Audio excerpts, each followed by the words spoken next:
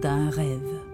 Pour le Strasbourgeois, Loïc Blaise, depuis toujours, c'est celui de voler.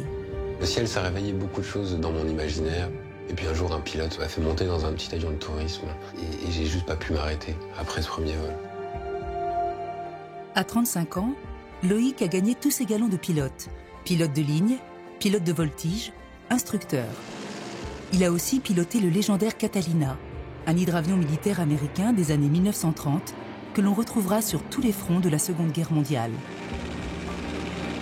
Pour moi, c'était le sommet de ce que je pouvais atteindre en aéronautique, parce que c'est vraiment ce que je voulais. C'est l'homme et son aventure.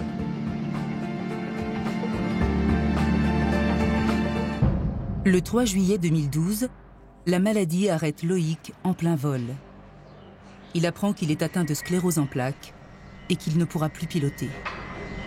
Quand du jour au lendemain, on passe d'une vie de pilote à une vie où on n'a pas le droit de voler, c'est hyper compliqué. Et ça donne le ton de tout ce qu'on va vivre ensuite pendant des années, puisque là, on apprend à mourir en fait. Il doit réinventer sa vie. Un jour, en regardant un film sur l'Arctique, il est frappé par la fragilité de cette région menacée par le réchauffement climatique. Il ressent une étrange similitude avec la maladie qui le ronge. Mais c'est exactement la même chose que ce que je vis moi. Tous les jours, on perd quelque chose et puis on le retrouvera pas.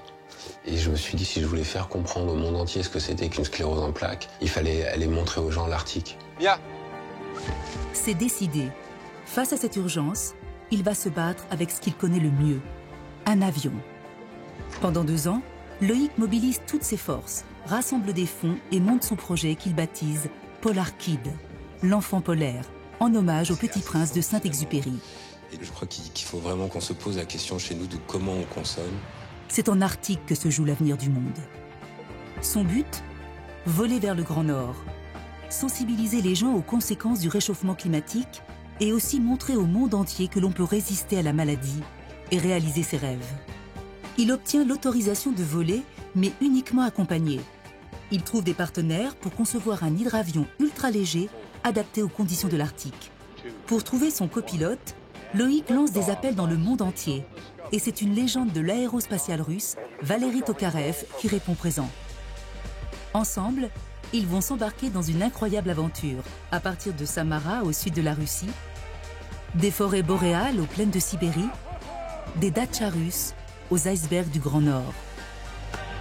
Un périple en immersion dans un monde arctique, peuplé d'animaux légendaires, mais surtout habité par des hommes et des femmes dont la chaleur lui insuffle de nouvelles forces et donne un sens inédit à son voyage.